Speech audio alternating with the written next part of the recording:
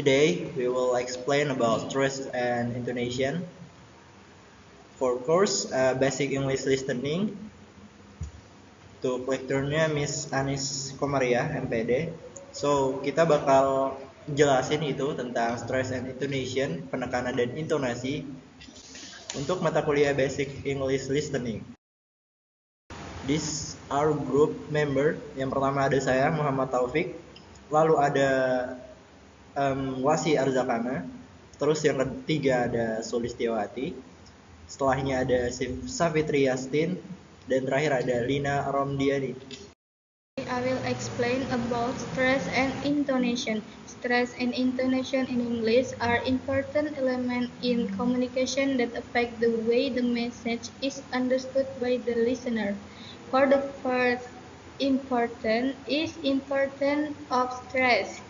Emphasizing important information.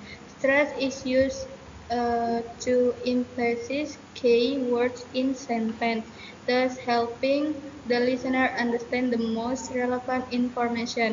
For example, in the sentence, I didn't say he stole the money.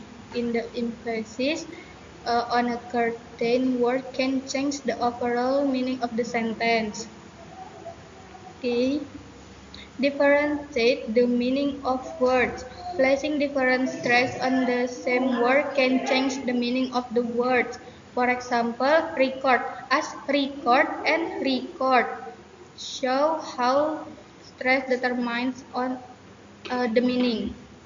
Okay, next important. The second important of intonation. Depicting emotion and attitude.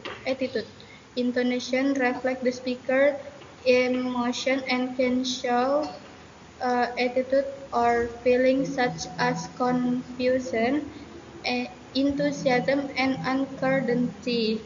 For example, up intonation is often used for question, while down intonation shows a statement. And help convey meaning. Intonation can change the meaning of a sentence depending on the up and down pattern of the sound. For example, the phrase "you are coming with me" with up intonation indicating the question, while "you are coming with me" with descending intonation indicates a statement. Okay, next slide. Next, stress in English. Stress in English refers to the emphasis given to a particular syllable in a word or a particular word in a phrase or sentence. In English, emphasis can be divided into two levels, word stress and sentence stress. Okay, word stress. There are three types of emphasis. For the first, primary stress, the strongest emphasis usually on the first syllable. For example, record. Okay, secondary stress, worker emphasis usually on the second syllable. For example, present. Okay, the tertiary stress, the weakest emphasis usually on the third syllable. For example, photograph. Okay, next, sentence stress. How to emphasis can be done by, okay, first, raising the voice. For example, in the sentence, I want to eat. If you want to emphasize eat, the voice is raised when mentioning the word. Extending words, emphasized words are pronounced longer than other words. Okay, the last, reduce volume. Words that are not emphasized are spoken in a softer voice. Word stress. Word stress refers to the pronunciation of a syllable in a word with a stronger stress compared to other syllables. This stress can be an increase in sound intensity, pitch, or longer syllable duration. General word rule. The first is word with two syllables. In nouns and adjective, the stress usually falls on the first syllable. For example, table, table. On verbs, usually the stress falls on the second syllable. Example, relax. For example, is relax. Second is words with three or more syllables. Words with three or more syllables have different stress placement variations depending on the suffix, prefix, or root of the word. For example, economy from economic. Stress on the second syllable. Stress in the compound words. In compound words, stress is usually placed on the first syllable. For example, blackbird, type of bird. And the second, in compound verbs, the stress use is usually on the second syllable. For example, understand. Next, I have some examples of word stress. Uh, is noun versus verb is record. Noun record versus record. Verb to record. The noun record emphasizes the first syllable, and the second, the verb record emphasizes the second syllable. The second example is stress on adjectives. Beautiful, stress on the first syllable. Stress on adjective is a view. From beautiful, stress on adjective is view. Compound words is postman. Stress on the first syllable. Compound words is post from postman. The third two-syllable word is teacher. Stress on the first syllable. Teacher. Two-syllable words is T from teacher. Happy. Stress on the first syllable. Two-syllable words is hap from happy. Become or to be. Stress on the second syllable. Two-syllable words from become is come. The last three-syllable words is celebrate. Stress on the first syllable. Three-syllable words from celebrate are celebrate. Decided. The second is decided. Decided. Stress on the second syllable. From decided is C. And the last, for example, three-syllable word is perfection. Stress on the third syllable, perfection is fake from perfection. Okay? Okay. I will explain about next matter about sentence stress. The and in sentence stress we have a function word. The function words are not usually embedded in English speech. These include first auxiliary verb. Pertama tuh ada verbnya is, ada are, ada was, where has, have, and has, like that. Next, preposition in, on, at, by, with, and each other. Next itu ada articles like and, like and juga the.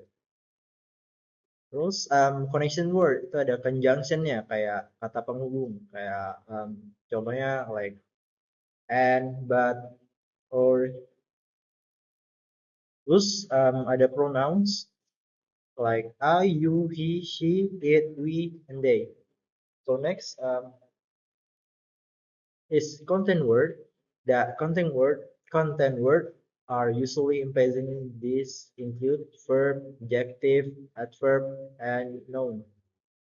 In verb like run, eat, study, and adjective like beautiful, like smart, big, small, and adverb quickly, loudly, well, also known like book, cars, house, and each other. Now, emphasizing on different words can change the meaning of the sentence. For example, I did not say she stole my money. Emphasizing that I did not say that. And for next example, like I I did not say she stole my money. Imagine that I did not say it, probably just target. Next example of sentence stress function word and word content. Depending on function word, well, a function word are generally not emphasized. There, there are situations where they can be emphasized for specific purpose. For example, where, where are the documents? Emphasizing where as for the location more emphatically. Next is emphasizing on the word content. Like see, run every morning. The emphasizing on run, emphasizing the action performance. And next, the blue car is mine. The emphasizing on the blue, emphasizing the specific color of the car. Next, the emphasizing in sentence. I will love sleeping in the tent. It's amazing give us three different nuance of meaning to the same sentence. The sentence could have different meaning depending on the emphasizing word. Example, I will love sleeping in the tent. Emphasizing that it's me, not someone else. Another example, and in some sentence, I will love sleeping in the tent, emphasizing the intensity of feeling of liking. I really I really love sleeping in the tent. Affirm that I will love it. Next, I really love sleeping in the tent. Emphasizing the activity of sleeping, not other activity. Next, I really love sleeping in the tent, emphasizing the location of the sleeping, which is in the tent. The next, the difference in meaning of words with stress and without stress. Sentence stress. Uh, the first, some words to be stressed, nouns and adjective. Example: table, pretty. The stress is usually on the first syllables. Um, Next, verbs example: be, start, gin. The stress is usually on the second syllables. Next, word with three or more syllables. Example: animal. The sentence is usually on the first syllables. Next, sentence with stress words. With emphasis, the stress words become more permanent and provide a more specific meaning. For example, in the sentence, she will prison the prison. The word prison becomes more permanent. making it clear that she will give a certain gift. Next sentence without stress word. Sentence without stress word can still be understood, but their meaning may be less specific. For example, in the sentence, she will present the present. Here is no emphasis on the word present, so the meaning of what will be present is less clear. Next, intonation file. Following intonation is commonly used in certain statements, comments, and questions in English. For example, in the going to the store. Uh, Contoh yang kedua lagi ada she has finished her homework. Next statement sentence. Following intonation is used at the end of a statement sentence to show that the sentence is finished and needs no further explanations. Example, she has finished her homework. Contoh lainnya ada I live in Jakarta. Next, we have question. Following intonation is also used in we have question to ask for specific information. Okay, the next is intonation rise. Rising intonation is a particular pattern of pitch variation in speech, where the pitch of the word increases towards the end of a sentence or phrase. Okay, there are some functions of rising intonation. The first is indicates a question. The most recognizable function of rising intonation is to signal that the sentence is a question, especially a yes/no question. Increased intonation at the end of the sentence encourages the listener to give an answer. For example, when we say, "Are you okay?" The word okay, we use rising intonation because the sentence indicates yes or no question.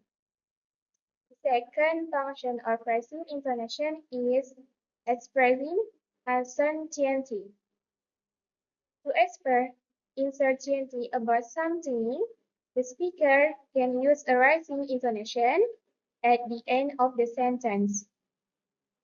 When a speaker uses a rising intonation at the end of a statement, it can indicate doubt in what they are saying. The next function of rising intonation is a form of politeness. In some contexts, the use of rising intonation can soften a request or suggestion. For example, in a sentence, "Can you give me that book?"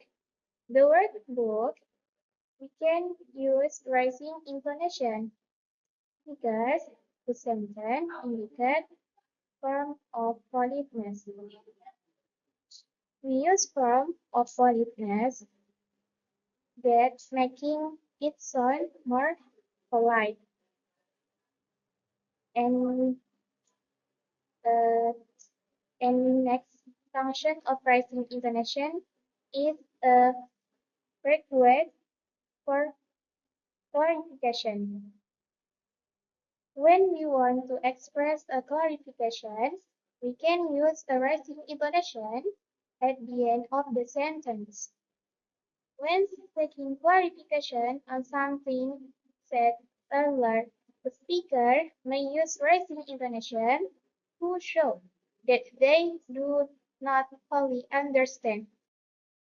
Okay, the next is some examples of rising intonations.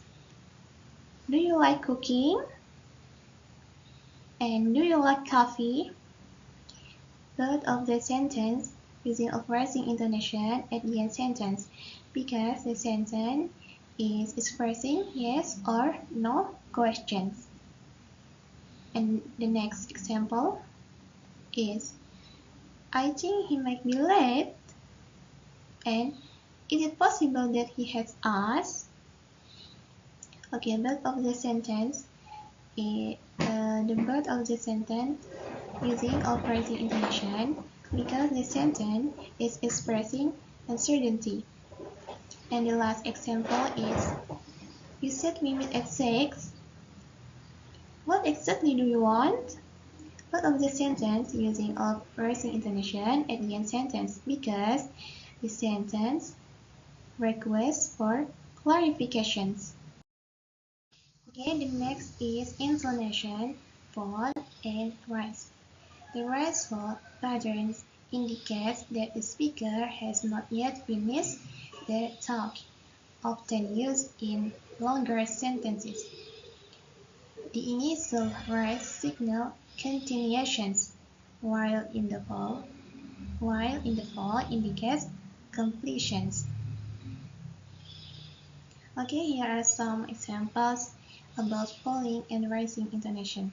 The first example is I thought you said you would help me, but I thought you said you would help me, but okay, here the full intonation in the word help me indicates a firm statement, while the rising intonation in the word but indicates uncertainty or expectation of further explanations. Okay, the next example is she loves she loves to read books, right? She loves to read books, right? Okay. The sentence starts with a following intonation in the word books indicates which is a statement, but and but ends with a rising intonation on the word right to ask for confirmation from the listener. Okay, and last example is you finish your homework. Didn't you? You finish your homework. Didn't you? In a sentence, the homework part has a following intonation because it is a statement, while didn't you use a rising intonation to emphasize the question. Okay, everyone. Thus, we can know that the difference between falling intonation and rising intonation are falling intonation is commonly associated with simple sentence and commands, signaling the end of a talk.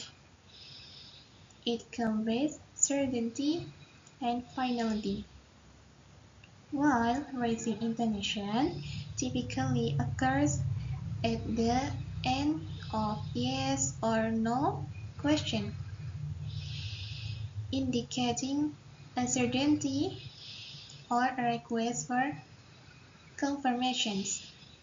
It can also be used in without question to express surprise or to seek clarification.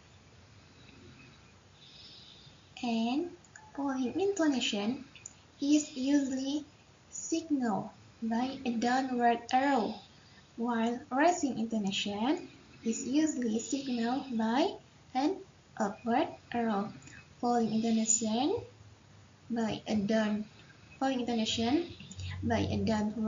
arrow, rising intonation by an upward arrow.